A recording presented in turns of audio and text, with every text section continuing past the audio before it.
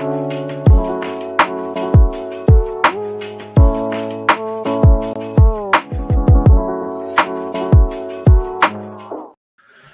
ladies and gentlemen. How are you all? Welcome back to Question Time Live, episode 93. Getting close to that 100th one now. So apologies for, skipping out a couple of weeks. I know from the last time I was in Japan, it's just been too much to try and squeeze it in while I'm there, especially while I'm trying to deal with jet lag and everything else. So, But here we are, back. I've about got my head straight. I've been an absolute miserable twat for a few days. That jet lag really does wipe me out. It's horrendous. It's such a weird feeling because you feel all right, but you're just biting everyone's head off. So, yeah, not great. But, back in the house now and absolutely flat out with all the prep. To be fair, shipments going out, which has been huge, prep work, sales and stuff like that this week. But then obviously next weekend, we've got Battle of the Breeders. So, yeah, can't wait. The fish are looking absolutely amazing on the build-up now. And, I've got some information to share on that. Excuse me about the coughing tonight, folks. I've been battling this all the time. I've been in Japan. It's been horrendous and struggling a bit, but there we go. So general admission tickets, some information on those to share with you a little bit later on as well. So, yeah, I've lined a few bits up, some nice information I've got to share with some of you guys as well. Some stuff that I've sort of I say new varieties, let's say variants of new varieties coming up, which I've known about since last year, to be honest with you, but kept under my hat. Now I've got some real kind of in-depth analysis for you to see, which is going to be nice. So, and actually saw some of the fish on this trip just gone by. So really, really happy with that. Overall, it was a fantastic trip. I've been more than happy to discuss anything you'd like to know from it this evening. Just fire the questions in and we'll get round to that, as well as obviously any other questions you'd like me to discuss. Get firing them into the comments now and we'll see what we can do. So last episode got cut short because of my neglect on picking the charger up, but we're all wired up this week and everything. So happy days. And I've got a few other little bits to share you. Rather than doing a full kind of segment video, I broke it up into little bits because there's various little bits to share and discuss. So superb. So what I have got to share with you, I'll have a chat about it now and then towards the end of the episode as well. But Battle of the Breeders, the general admission tickets for the 28th, they are going on sale on the Koi Talk website, koitalk.com, on Sunday, this Sunday at 10 a.m. And it's going to be £10 entrance fee, of which we're donating £4 from each ticket to cancer research. And that will include all your beverages throughout the day as well. Lots going on. Obviously, we've got the DK line Shiros that day, which are looking absolutely phenomenal. So you get to witness the selection of those. We've got JPN Koi and Sunnybank Koi in attendance as well, with a selection of koi and dry goods. So you've got all that there. A couple of other activities as well, and then a couple of koi appreciation and judging seminars to share with you at the same time, as well as a great community of people to discuss all things koi. So, if you're hoping to come along, you'll have a chance. We're limiting the tickets because we don't want the venue to get overcrowded. Like I say, they'll be on the koitalk.com website on this Sunday at 10 a.m. And I've just been catching up with the guys actually at Sunnybank and JPN. So I have found there are actually a few tickets left. Battle of the Breeders on the main event on the Saturday, which is ticket only. There's actually one guy never paid for the ticket with JPN Koi, so there's actually one available there. It is the only one. So if you're interested in that, you can get in touch with myself via WhatsApp or sorry guys, Chris at JPN directly and get yourself that. Believe me, not to be missed. Those fish are absolutely insane. And then, the Shirotsori ones on the Sunday, out of the 50, there's 10 tickets available altogether. There's a couple with JPN Koi and the rest with Sunnybank Koi. So if you are interested in that, they were going out at $295. That's again including the growing at my facility through to the next event. and yeah, you'll be picking yourself up a lovely Nisai at that point. So yeah, feel free to snap them up. Likewise, if you're attending on the day through the general admission, if there are any left available, you're welcome to take one then. So, but yeah, overall, I say that's a absolute huge success.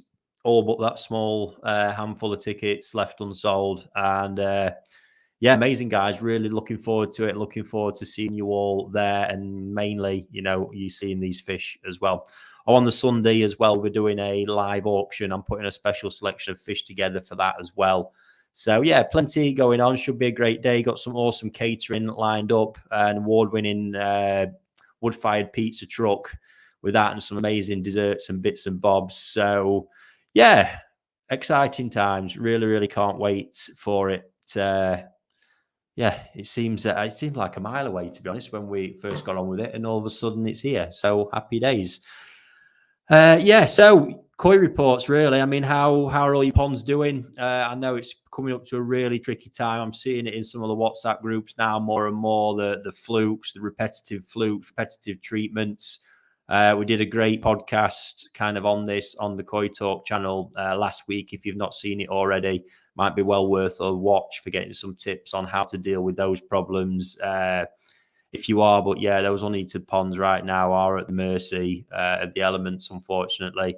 Shit temperature band, fluctuating temperatures, just none of it is any fun whatsoever. So best you can do is just try and keep as much stability as possible. Be sure you don't overfeed. That's really, really important, because you don't want to be chucking bad water into the mix.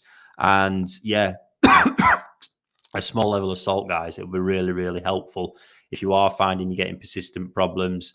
0.3% of salt, which is ½ ounce per gallon, there as a background level, can just take away a little bit of the stress factors that are coming this time of year. And that's not going to be a problem mixing with most chemicals, should you need to use them as well, including malachite and formalin as a premix. You know, don't worry about if you dose formalin directly with salt. To be honest, at 0.3, you'll probably get away with it, but it's not a good idea, especially if it's cooler.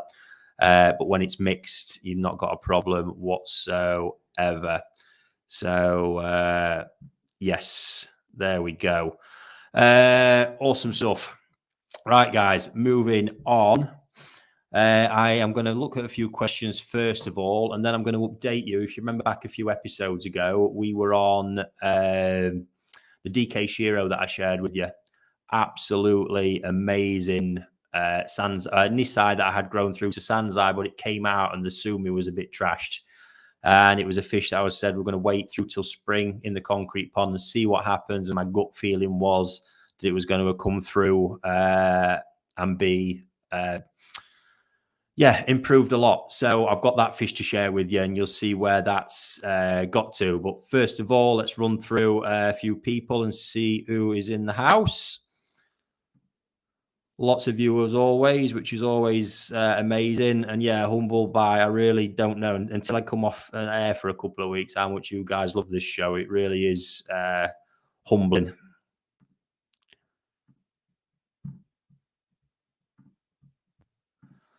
So much work at the fish houses at the minute, guys, honestly, as well. It is absolutely insane. Nothing worse than when you're getting, you know, big shipments in, multiple fish shipments.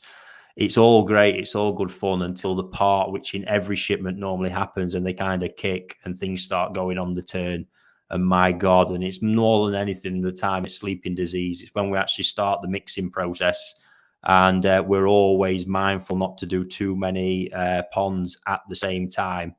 So yeah, some it just triggers automatically, others, but yeah, it's amazing. Fish come in generally after a week, 10 days, everything looks absolutely fine, and then you start getting the dip offs. Then it starts, and it's stressful. It very is stressful, but we're finally, most of them shipments are coming towards the end of the QT now, settling. But then there's more shipments to come in soon as well, so all the fun starts again. I've got distracted there. So yeah, good evening to you all, guys.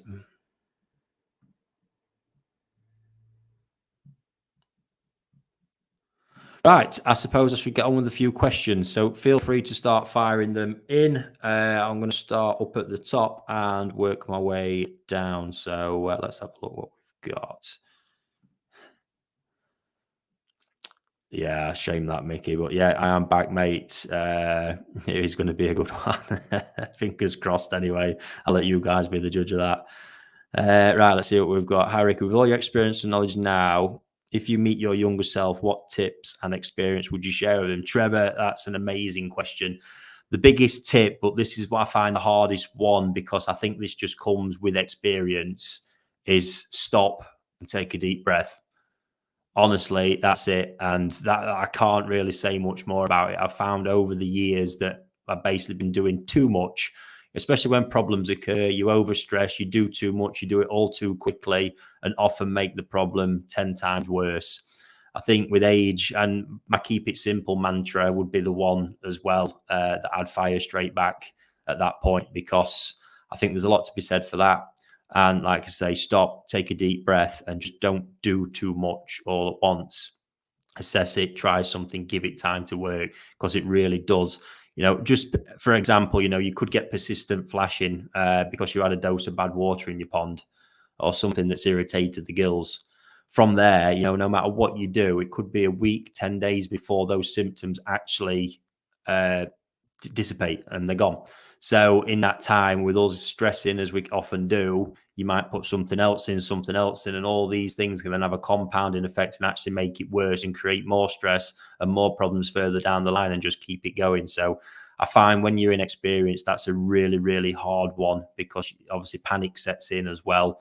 But yeah, honestly, it would just be stop, take a deep breath, and just really think about what you're doing before you make that next move, to be honest. Right, let's have a look what else we've got. But yeah, good question, that one, Trevor. Thank you. Ricky, do you run a trickle-in system with your ponds? And if yes, do you run the water through any big blue type setup? Yeah, we've got obviously inline carbon filtration, but we don't run any trickles. We just top up anything that's required on a daily basis. And often that's a small amount of top up. With some of the drum filtered ponds, where with some of them, it might actually be once every couple of days they get a bit of top up. And then the ponds that aren't drum filtered, they only actually get their water top up after their maintenance, which is normally done on a weekly basis with those, twice weekly with some, depending on their feeding levels, and just filled up from there. But yeah, always through carbon filtration or some kind of purification. For me, that's absolutely essential. You want to be purifying that water as good as possible. Like we discussed before, also getting to really know your water better, looking into the depths of it to really find out what's in there beyond what you can often look for, and getting into those heavy metals and things like that, just to make sure there's none of them present, because purifier setups will need to be different depending on what your source water is like. Likewise, the effectiveness of carbon and the lifespan of carbon will also vary drastically depending on the how heavy your water is with chlorines, chloramines, etc. So it's not a one glove fits all. You've got to get it right for your system. That's why it's also worth having some kind of chlorine tests, whether it's just the DP4 tablets or one of the hanometers, just to make sure that there's no excuse me, nothing coming through. Just a little check, probably once a month, will be enough to make sure your purifier is running and actually doing the job properly for you. Good question there, Ray. It's an important one for everyone, that is. Johnny, I wouldn't say I'm looking fresh, mate, whatsoever. I'm due for an haircut, a shave, and a week off, and I'm not going to have anybody say I've just had 2 weeks off, because that was not the case at all. If you knew the amount of driving I'd done alone, my God. I'm not looking for sympathy, because I know I'm not going to get any, and it was enjoyable when you get to the end destinations. But yeah, it was certainly intense. I'll give you that. I've just seen a question there. How much did Arthur spend? It wasn't that bad this time, actually, to be fair. Other than he did pick a box of Shearup Soaring Ginrin Shearos when he was at Okawa, which he's not got a home for. He's got a lot of negotiating to do there. But yeah, it was good fun. But no, other than that, he was just enjoying himself, really, and chilling. We actually got to do a bit of sightseeing this time as well, which was nice. I thought it'd be good for him. We actually obviously passed Mount Fuji because we was in West Japan. So as we travelled back up to Niigata, that route on the Nozomi passes Mount Fuji, which was quite cool.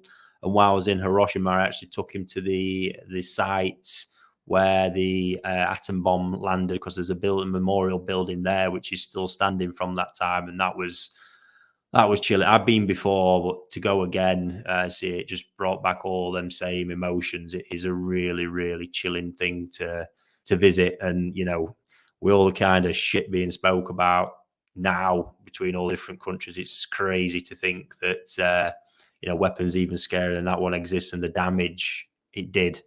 You stand there and it's an amazing city around it now, and to think that nearly for a mile and a half it was just flat, it's frightening. And I feel like Arthur really took it on board as well. So he was certainly asking a lot of questions. It was good to see.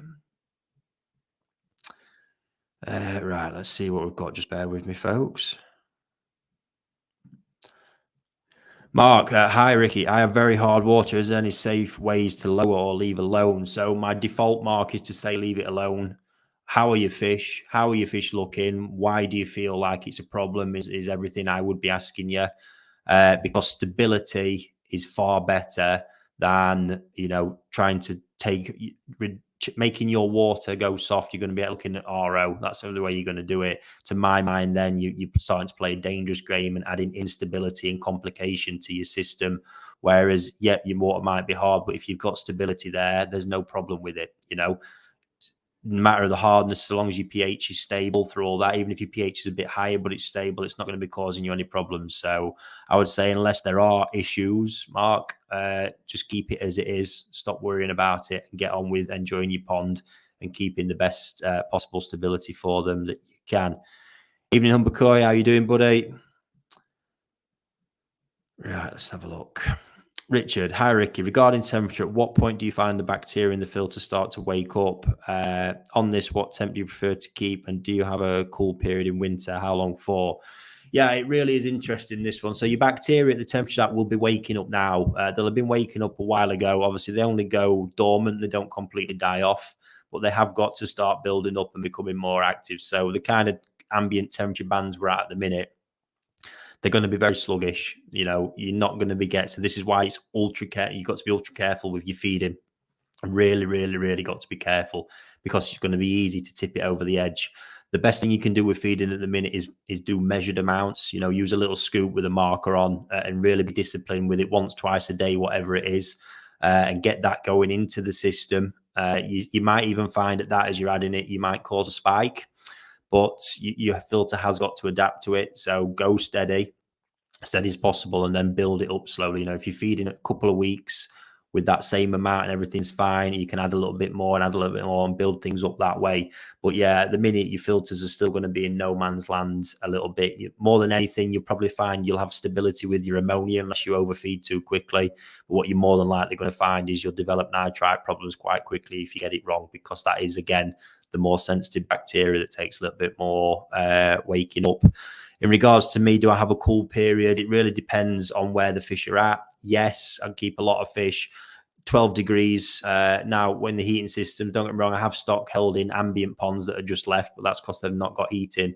Where there's heating and I can make it cooler, 12 degrees is a temperature I like to keep stuff at generally.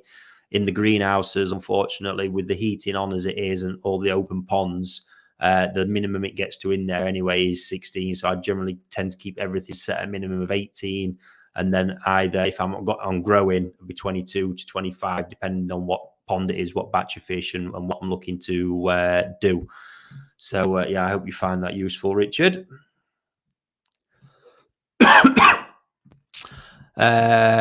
Richard again, how are we doing, buddy? Will you be doing an in-depth video sometime about your heating? I know you use oil. Do you use heating coils? Never seen any advice or this equipment and what you need to achieve it. Yeah, I mean, the system itself is quite obviously, the boiler is sat there. This particular system, the actual pond side setup uses a digital thermostat, a motorized valve, which is on the heating system, which obviously talks to the thermostat and lets the hot water in and out when it needs it. And then heat exchangers now running two types. I've got the stainless steel coils that just sit in the fluid bed as a heating element. And on the outside systems we've done, I've actually got one of the stainless steel heat exchangers, which I have found they are mighty more efficient than the other ones, the coils, to be honest.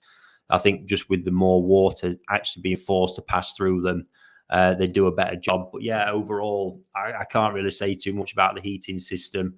It's set up on different zones. We've got it, but I'm no plumber on that respect. But they have managed to get it all working off the one system. It's basically like every pond is a radiator, if you like. So, and obviously when it gets to the pond, that's what we've got: the motorized valve, the thermostat, and then the heat exchanger of your choosing, really, depending on the system you've got and what's the most convenient.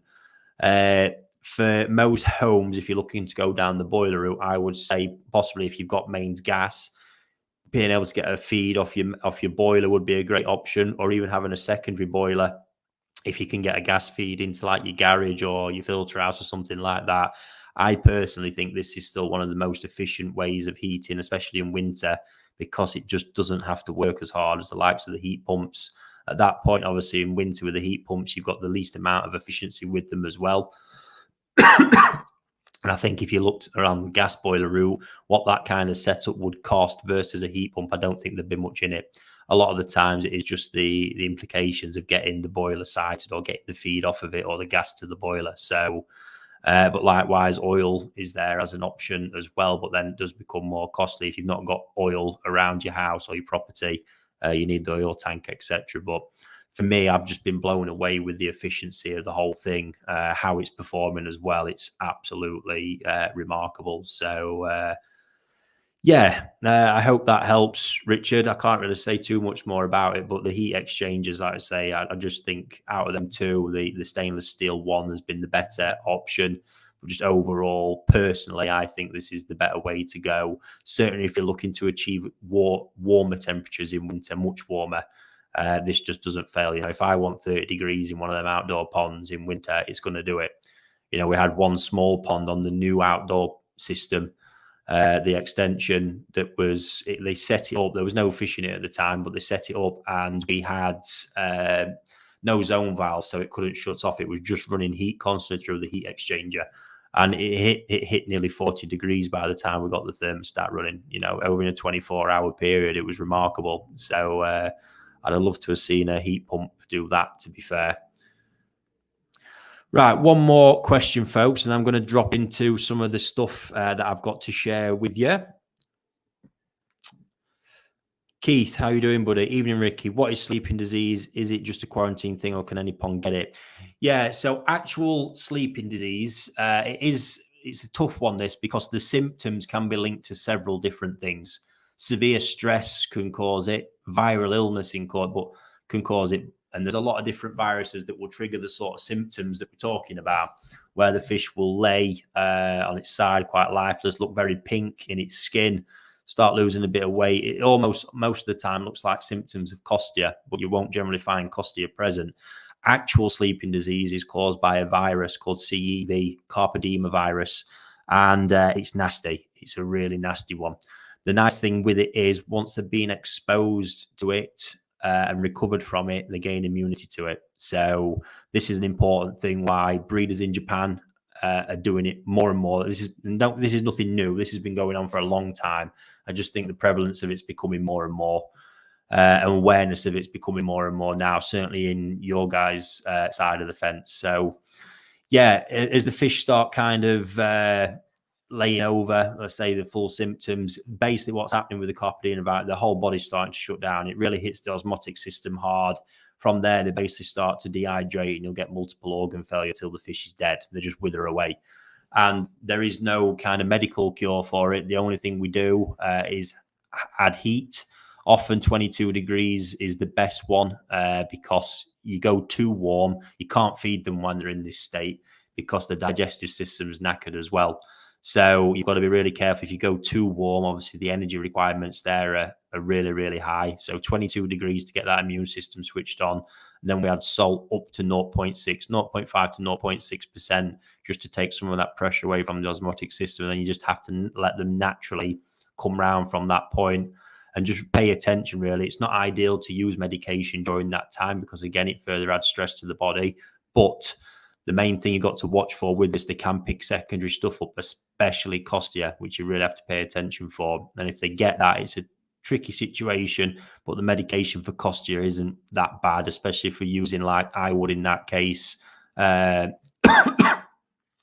Columbo, Alprex, that's the one, which is the malachite and acroflavin mix, because the acroflavin is actually really quite soothing to the skin when it's in that state. So it can be quite useful. But yeah, it's a nasty one. For hobbyists, it's not that common. You will get it through sometimes. You know, at any point when you're mixing fish, you could get symptoms of it, especially when the water's cooler. What you might tend to find is when you're like, you know, in normal summer temperatures, you won't really see any symptoms from it, or you might just get a fish off it for a day or two and then they come back round. But when this really hits hard home, it's, yeah, whatever. It's a tough one. So what we do during quarantine is a period where we mix 2-year-old fish off the site in that we know have been exposed to it, have the virus, but then they often are a stress trigger and will often pass the virus. If those fish have no immunity to it, it'll get triggered in those fish, and that allows us to then recover them. So they've then got that immunity to it. So hope that's useful. I think there's some information on the channel as well, Keith, somewhere on there. So you might be able to dig up a bit more on that one. But that is the reason why I say, you know, when it comes to talking about salt and koi ponds, there is no debate. In our side of the industry, in the breeders' side, without salt, we have mortality rates that would just be eye-watering, especially when problems like this hit, because it's such a useful tool when used properly. So it's not a debate of salt or not salt. The debate really is chucking salt in when it's completely unnecessary, which I don't think that is a debate. It's a waste of time. But at certain times, it's just such a useful tool to have to help get you through certain periods and high periods of stress and reducing stress as well. So before I forget, guys, TikTok. So I've been having a play with it. It's been going quite well, but I didn't realize you can't get access to the live features until you have got 1,000 followers. And I think we're only about 4 or 5 off of it now. So if you can do me a favor, if you're on TikTok, look us up, hit follow, get me to 1,000, then I can start having a play with some live video on there, which I'm sure you will all enjoy. But yeah, quite like it as a platform overall, to be honest with you. It's it's good fun. The editor's absolutely fantastic, but to be fair, I've not even been making the best use of that. Right, guys, on to some appreciation stuff then. So let me just share this with you. Flick the screen over. So I think you will remember this shearut story I shared with you a few episodes back. So this fish I absolutely adore. It's a Sansai shearut story from the NND DK line. Had it since Nisai. If I can just get the other slide up I've got. Not sure how well this will come up. Yeah, you can see there, look, that's when I purchased it as Nisai, and that was it there, Sansai. So that's the little refresher. I spoke about Nisai, you know, seeing the Sumi quality there, looking at elements I look for in relation to future depth of Sumi as well. And that being the Sumi sachet. And on that fish on the left, to me, had all the signs that would have incredibly high quality Sumi. Now, it grew, as you can see, and evolved so much over the summer period. But it came out, and when you look closely at that Sumi, you can see that within the scales, there's not a lot of depth there. There's not really a lot of shine to the Sumi. The Motoguro in the fins is right down as well. But the Sumi sash is still there. Now, I was of the opinion there was 2 possible causes for this. Lack of light into the mud pond, which is possible, and the speed at which it's grown. And there's been high temperatures this year. So it could be a heat stress element, something there that's triggered it to kind of drop off and lose its depth. Even though in areas, look, it had actually evolved and filled in, it's just never gained that depth. So, you know, being such a fish, I said, right, let's just leave it in the fish house at NND until spring and check it out at that point. So you probably see what I'm on about there in detail. As you look into the scales, you've got them kind of really light areas within the scales of the Sumi, and then especially as you move further back, it's even more prominent. So if you just bear with me, I'm just going to load the new file up that I've got. So right, if we've got that, just bear with me 1 second. There we go. Right, so this is a video I took on the last week of my trip while I was at NND. gobsmacked to see where it got to, but I'll get the video rolling anyway, and you can see what you think. So guys, as we said, back at the fish house. So first up, this is the Sansai that when harvested, I've featured it a couple of times, not only had transformed so much, the sumi was incredibly stretched and just didn't have any thickness. So having encountered it before, thinking we sort of knew the reason, grown so much, possibly a lack of light in the mud pond, decided just to wait till this spring to see how it did in the pond. And I think Will might unanimously agree it's improved. That sumi is starting to look absolutely fantastic again. The thickness that it's gained is incredible, and I was always surprised because, like I say, sashi that has no kind of sumi that has no thickness won't have this kind of sashi that this has had all along. So yeah, look in the business, because I mean the body line, everything else is just absolutely dreamy. But a Shiro without the sumi quality is nothing. So she will now go to the mud pond this year to grow through to Yonsai, and we'll see what happens. That's going to be the interesting period, because depending on the pond, it might take a step backwards again, which will be curious, because as they get older, I always worry. You know, it can be harder and harder sometimes for things to change and recover, but with this one, I mean, still only technically getting on for sort of the full 36 months now, so there's a long way to go, but such a change already from, let's say, late October to now.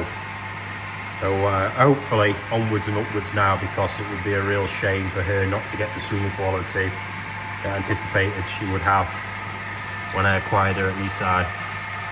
What a fish. NND DK lineage, absolutely superb.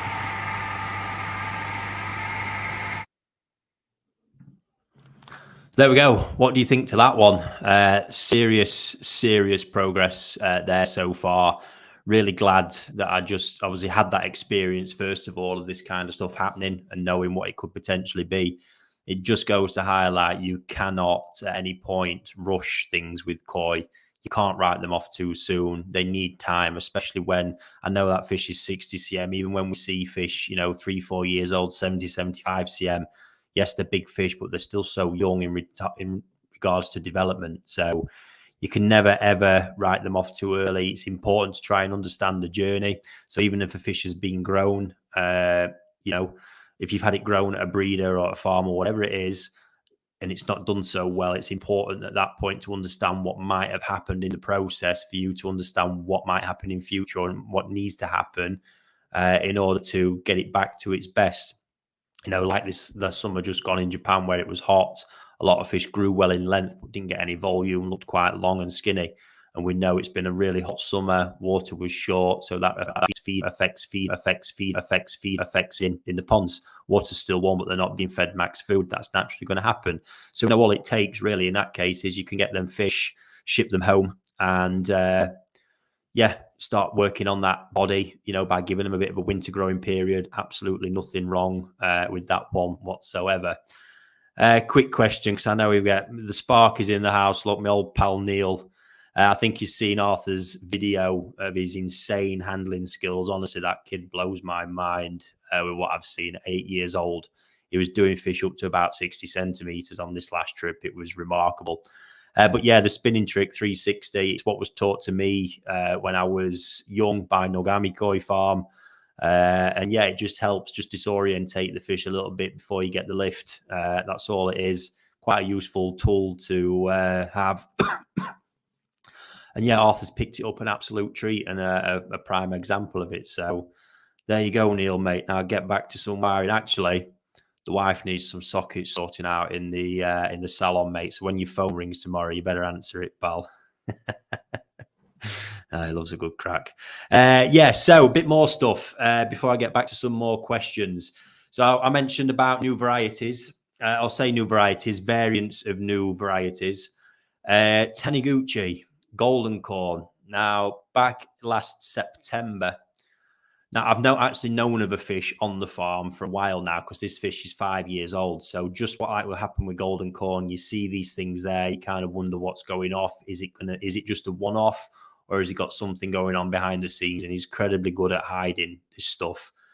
But yeah, the particular fish in question, in fact, I'm just going to share this with you because what we're at now is, and this is not golden corn, has basically got a new variant or a couple of new variants coming from the golden corn spawnings. The original Ginrin is still in production, albeit he's not done as much of it this year because he has worked on all these variations. But I'm not sure if any of you will be aware or have seen this fish. So this is the example I'm on about. It's 5 years old now. I think it's about 84, 85 cm. Been at the farm for a while. I've seen it for a while. Been blown away by it. It is a remarkable thing to see in the flesh. You don't actually capture all of the detail here because what you've got is this like red glow. You could argue that it's a Kimatsuba. It's not a Kimatsuba, but it's got this red glow that kind of comes through it from up the sides. Absolutely remarkable thing. It really is. So, yeah, when I visited him in September, he enlightened me that he had Tosai that he was raising from the same parent set that produced this fish. And I was like a tramp on chips with that one. Absolutely big time. Get my name on him. And although that had happened, it actually all panned out better than I thought. And he let me go through the entire pond that he was keeping and select at will, which is always a dangerous thing for these guys to do. But yeah, amongst them as well, the other fish I've got to share with you as a result, he's also now producing Kiyosagi. And I mean, wow, just wow. That example there is remarkable, but this is all now as a direct result of the golden corn line and parent sets and variants that he's got from there moving forward. And I think this is awesome stuff to have coming through. It really, really is. They've all got them characteristics again, as you can see, size, body, it's all there. That's the standard golden corn lineage. Absolutely amazing. Yes, Craig, I agree, mate. It's absolutely banging. So yeah, between them two, these are the new variants coming through now. As well as that, he's upped his production of just normal Asagi as well, which also come from the golden corn line. So you've also got those characteristics in there. Possibility of Kanoko coming through, but also that intense Benny where needed, or the strong yellow color where needed. Mega stuff that he's doing here. I'm blown away. And talk about growing machines. This lineage, as he explained, is so close to Magoi. Obviously, the Asagi it comes from, so close to Magoi, as he said it. They are absolutely growing machines. You can see it in the body of that one there, 80 odd cm already. There's no way that's going to struggle to get to a meter in the right conditions. It's just insane. And like I say, yeah, I did have the privilege of getting some stuff sorted out, which if you bear with me for 1 minute, I will load some of the videos up to share with you.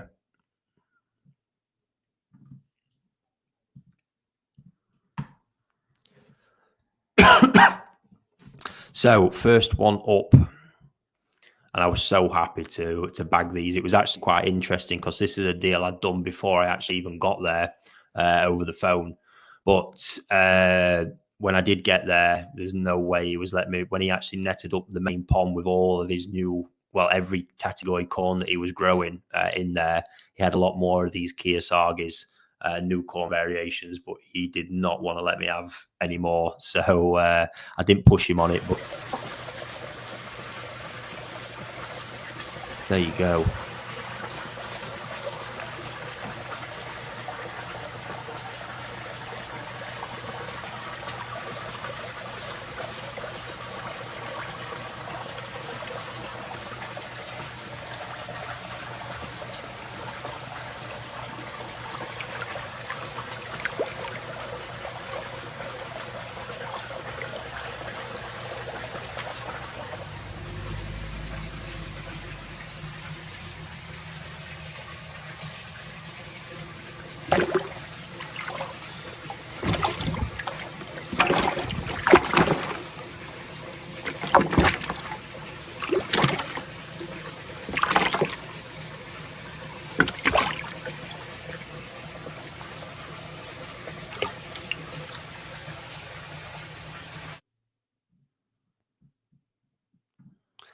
Look at that. How awesome are they? I'm so excited. Cannot wait to get them down. Absolutely amazing stuff. Question there from Paul Rick. These Kiyosaki, would you still prefer to pick them paler as Tosai? Yeah, absolutely. I think the trick with these, however, where I would typically look to feed colour food to the normal Asagi I was raising, I'd look to keep it away from these, as I have done with the golden corn, just to protect that yellow color a little bit and stop it just tipping over. However, with the corn, I think the yellow is so well bred into them. I don't think, or from the experience I've seen, it's not as influenced as Kiyotsuris, for example. A lot of Kiyotsuri lineages, you get them near the color food, they just turn orange. They look horrendous. But from what I've seen of corn over the past few years, that doesn't tend to be the case. However, it will be my choice to keep that away. I see no benefit in feeding that in this instance. But yeah, I just cannot wait to get my hands on them, as I say. And then one more to share with you, if you just bear with me, because I have got a better video of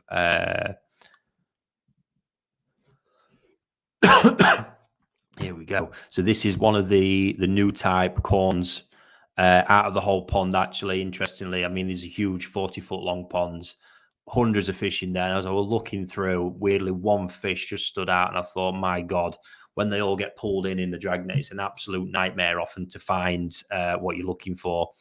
But luckily, with enough patience, I did find this fish again. So unanimously, he agreed it was the best one in there at that time. And yeah, let me just share with this, because I think this shows you really, you can see the sort of side profile color a lot more, and that red glow really coming through, as well as the body setup just being very, very clear to see.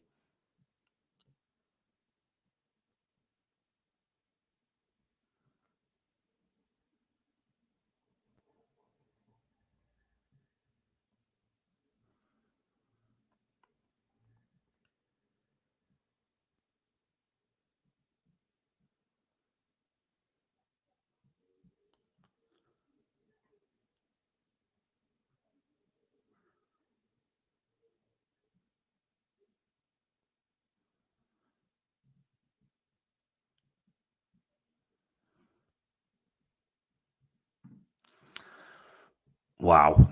Yeah, I agree with some of the comments there, Nigel. Yeah, absolutely. And I think, honestly, I'm excited for these. I really am. Just something different again, but with all the characteristics there, growth wise, body wise, everything. Like I've always maintained with golden corn, they wouldn't be as exciting to me as what they are if they didn't have all those characteristics that they do. But they have, it's there in the breeding. They're absolutely superb. So I've got a really small number of fish from that pond. There's a small number that I'm keeping in Japan this summer, and a small number shipping home. That's of this new type corn. Kiyosaki as well. Got some excellent examples, as well as some of the normal. I've got 2 or 3 Yukiyosagi normal type. Absolutely stunning. So yeah, it was amazing to see. But remember, you heard that here first. The new type corn, absolutely remarkable things. Great next variation. They're not going away. Let's say the original type's not going away. You just kind of ease back with that for a little while. But yeah, I'm excited for these. I just hope he manages to really, ramp that production up. There were no small Tosai, unfortunately. I've got a few in a batch that came through, but the numbers there, the majority of them all been grown to jumbo Tosai. The one hassle with them, however, where I got quite strict is the scale alignment. That was really, as I was going through and doing the selection, a really prominent issue in them, which might be to do with how new they are as a spawning and something that'll improve with age. But that's why I didn't end up with the numbers that I hoped for. Because unfortunately, I found at that moment in time, the cheaper end in that pond that wasn't actually that cheap, with the size of them as well, and the shipping would have made them too expensive for what they are. So yeah, fingers crossed next year, say he ramps that up and actually gets hold of some small Tosai that we can get shipped back early doors and make them accessible, because I think they're super exciting and they'll be a nice addition to a lot of koi ponds out there, in all honesty. Right, folks, I'm going to hit a couple more questions up, and then I have got one more fish just to share with you, which was a nice little find, a new pet I bought myself while I was out there. And I think then, if I remember, just one I'll just share with you. This was just a little insight I thought you might find interesting. I went to visit Matsue. So when I was down in West Japan, it's a crazy route down there. You're visiting basically nearly every different prefecture around to visit all the different farms. They're not just in one place like in Niigata. So there's a hell of a lot of driving involved. You have to find a base. So I base somewhere that's quite central. And when I say central, it generally means roughly a 2-hour drive to most places that we're going. In this case, I'd sort of dedicated the week to it. And yeah, I thought let's make the most of it. I went to a few places I've not been to for a while, and one of which was actually Matsue. So it's been as long as I can remember, to be fair, because it's a trek out. It really is. It was about 2.5 hours drive out there. Not always fish available, but arranged the appointment. Said he had stuff, so I thought, right, let's go and do it. And I was really happy to be able to select some cracking fish, including a pond that just had a load of new stuff put in it as well. Yeah, delighted. But the selection process, every breeder in Japan does it a bit differently. Some just pull the same net up and let you pick out there. Others, and the way I enjoy the most, because it allows me to be a lot more thorough, is when they net it up, they'll then take the fish off in a net and allow me to select off the net. What I don't want goes back in the pond, and that way we work through the entire lot. And after that, I can review the selection and just reject any. It allows it to be done quickly. And yeah, it was great. I just did this little video just to show you that kind of process, how the fish looked. And yeah, it was good. So I'll let you have a look at this. You see slightly different selection format. That's where we get to go through every fish.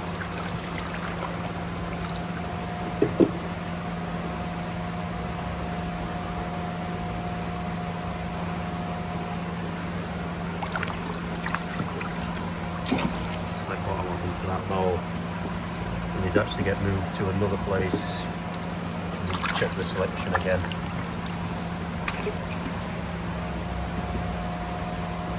Hey, look at this. So yeah, there you go, a little insight, and that's basically you repeat that whole process going through, and at the end, to be honest, I had a quick look. There was just one fish I wasn't happy with. That went back, and the rest was all good. But that was well worth the journey. Nice to have some. To be honest, the big change for me, one reason I often kind of steered away from Matsue was a little bit. Always appreciated the quality of his fish in kind of skin and body. Always found them generally to be a bit lacking in the pattern department, but from what I'd seen there, the expansion of the place since I'd last been had been remarkable. It was like a small village of fish houses, all dedicated mainly still to Kohaku, and obviously the bit of Sankey and Ginrin now as well. But yeah, it really seemed to be, the pattern level for me had increased a lot, and that's why I was keen to get some in, because when you've got that with all them qualities, they're fish well worth having. And yeah, price wise, I felt like they were really excellent value for money. So can't wait to get them back. Right, guys, so let me just catch up a couple of questions. That's where we got to.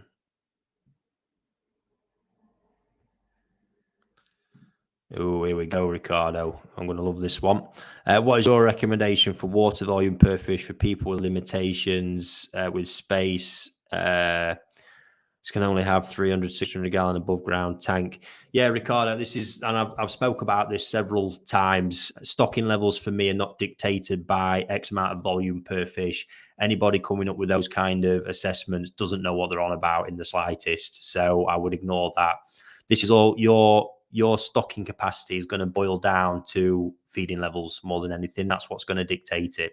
So that kind of volume of water, you could stock with a couple of 100 koi quite easily, but you would never be feeding them a lot. I use small tanks around that size, 450 gallons for quarantining. They hold up to 300 fish during a quarantine period. They are fed, but they've got high turnover rate in them tanks and pretty substantial filtration really for the size of them.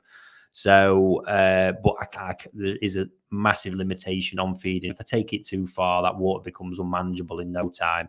And that's how any system stocking level should be determined. It's by the feed capacity more than anything, because that is what's going to what's going to push the filters in the end.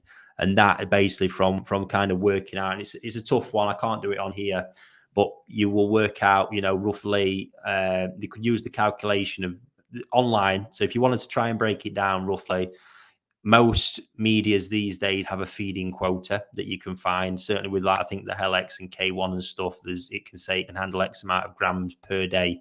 So that'd give you an idea of basically looking at your filters, how much feed capacity you might potentially have.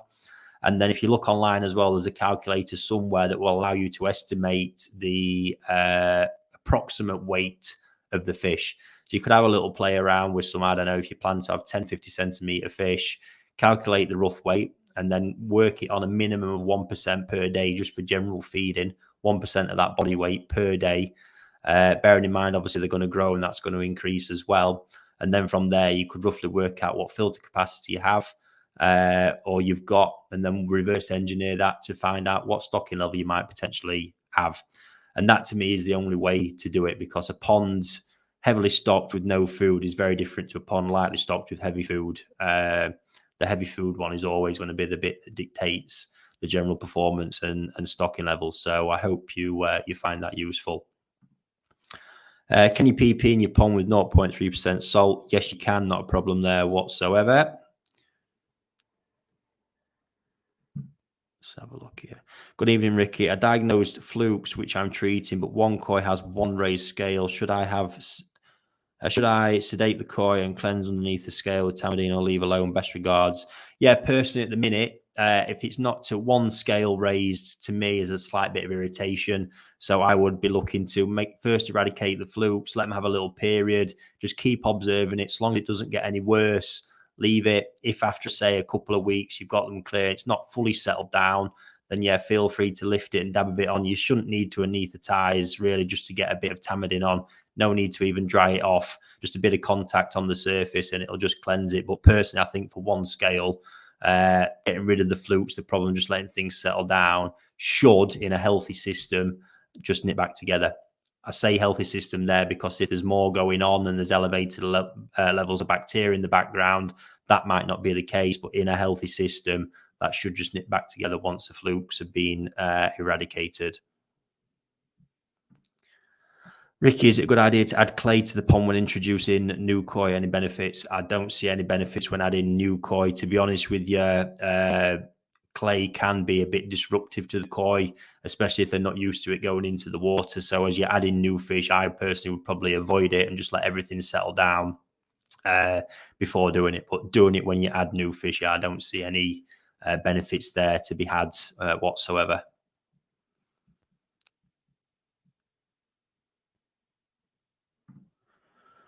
Ricky, if you know a breeder dealer is selling dodgy koi as in infected, what can we do? Wow.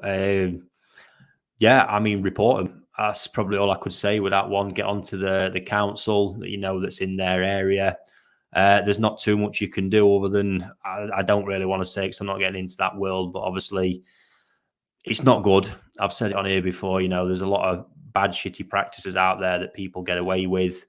I was about to obviously tip on my tongue the whole name and shame thing there. I think it's important to raise awareness if you really know that this is a problem and it's a widespread problem. You know, but it's not a culture I want to get into, to be fair. And I'm not saying I didn't feel comfortable. That's why I stopped myself in the first place. But certainly I think reporting them to the local council is probably the way to go there. It is in the pet shop licensing. I'm not sure what extent they go to do anything. But the best thing you can do if you know about it is just stop using them, you know, and that's the way to deal with it. You know, within your circle of friends or whoever it is you relate with, I'd probably give them a word in their ear. And, but yeah, just make sure, obviously, it is someone who's doing something intentionally wrong and not someone who's just going through a bad time, to be honest. Let's have a look. One more question, folks, and then I'm going to share my fish with you and then look to get this evening wrapped up.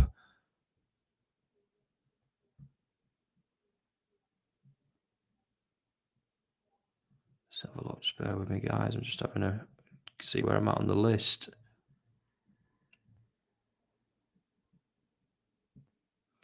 I see you on there about turnover rates, a little conversation going on in comments, actually.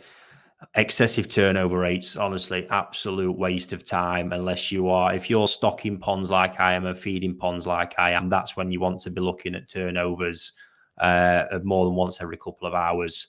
Other than that, you're just burning money, really, and there's no need for it. And as well as that, again, like I've just explained with feeding levels, really flow rates and turnover rates, you need to be looking at your system as a whole and retention times in your filters as well.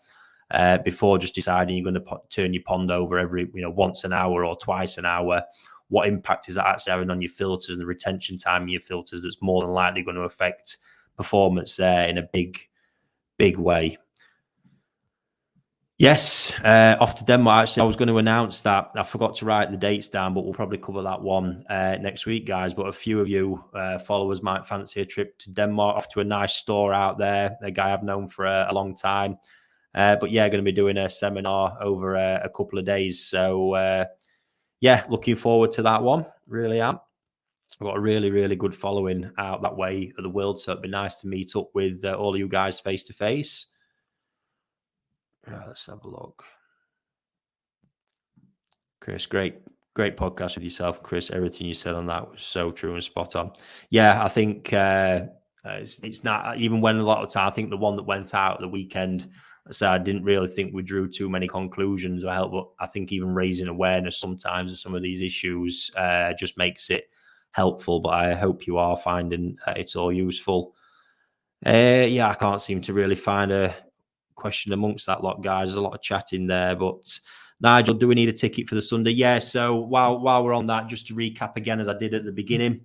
So Battle of the Breeders on the Sunday, the 28th, the general admission tickets are going to go live on koitalk.com on Sunday at 10 a.m. There are limited numbers. It's going to be a tenner a ticket, of which we're donating a portion of that to cancer research, and the rest, you've got your refreshments included all day. We've got catering from an award-winning wood-fired pizza company, which I'm really, really looking forward to. Yeah, I can put some pizza away. That'll be good fun, that.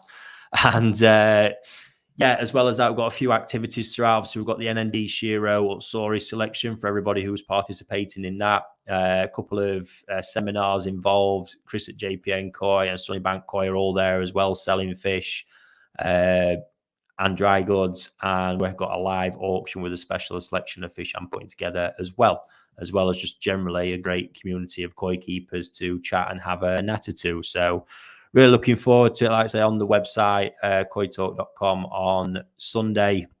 And yeah, anybody who actually wants to participate, there is one Battle of the Breeders ticket left from somebody who dropped out on the Saturday. 495 for them ones. That is available from Chris at JPN Koi. And there are a few 10 tickets left in all for the Shiro Sori DK event. That's 295, including the growing at my facility until the next event. So you're going to have a cracking Nisai at that. And they are all new season Tosai, the only ones in the country at this point from an NDDK. So yes, you can get your hands on one of those. Either, I think Sunnybank Koi's got the majority left, and there's a couple with Chris at JPN. If you are visiting on the Sunday and there's any left available, you can help snap one up then as well with that. So yeah, cannot wait, guys. Really can't wait. And then yeah, just one more to share with you. Nice bit of appreciation. So on my first day in Niigata, actually the afternoon, I left Okayama where we were based. It's a 5.5 hour Shinkansen journey with one change at Tokyo to get to Nagaoka. And that afternoon got straight to NND and yeah, back to Umo's original house where they keep a lot of the stuff stashed. The Tosai DKs are all there. The ones you saw me select on a previous video. Those special 50 Tatigoi are in now, by the way, and I am obsessed with that pond. They look absolutely amazing.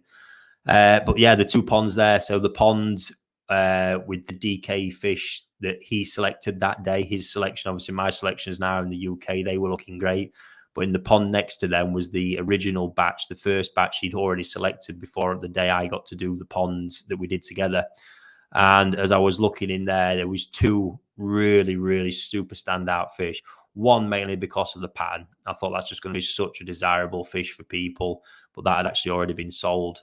Then the other one was the one that really got me. I just instantly hit it, saw it for the future, and thought, what a piece and what a journey that could be.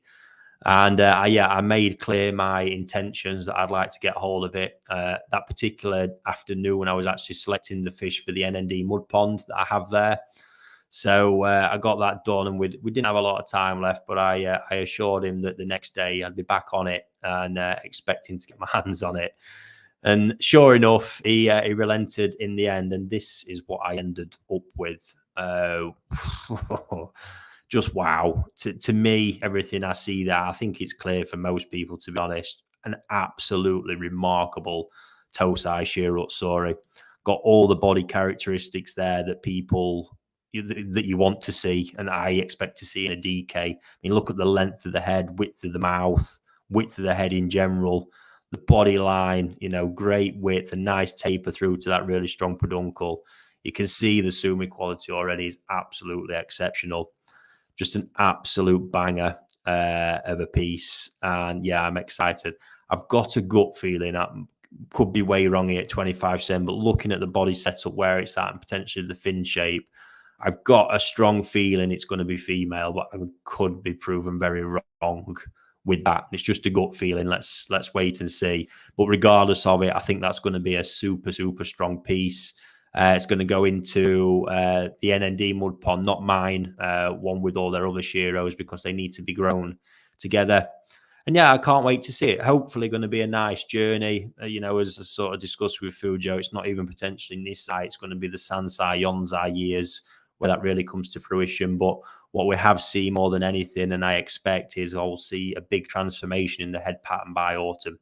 That's becoming a real thing with DK Shiro. To Nisai and Sansai, you can take a plain head like that, and as you've seen with the Shiro I shared earlier, all of a sudden, there it is, look, no head pattern, full head pattern in one season. And it's not the first time I've seen it happen. I've seen that happen time and time again now, where I feel that's a very strong characteristic of the lineage. But yeah, what a piece. Exciting one that I'll hopefully enjoy. And yeah, thanks to Fujo again for allowing me it, guys. I know I always seem to do get my way, but trust me, it don't make me have it easy. I have to sweet talk him a fair bit. But yeah, excited for that one. I really am. So yeah, that's it, guys, from me for this week. I will be back next week as well, despite it's going to be absolutely chaos. I do tend to love it. So yeah, I won't let you down, guys. We'll be back. Feel free to get some questions thought of already. And yeah, other than that, I haven't had a chance to check it, but if you're on TikTok and you're not following Koi Wholesale, please get yourself on there, give it a follow so I can start using the live function and have some fun with it and bring you some more content from a different angle again. So thanks to everyone who's tuned in. Amazing numbers once again, guys. I really do appreciate it. And yes, I will catch you all next week. Thanks for tuning in.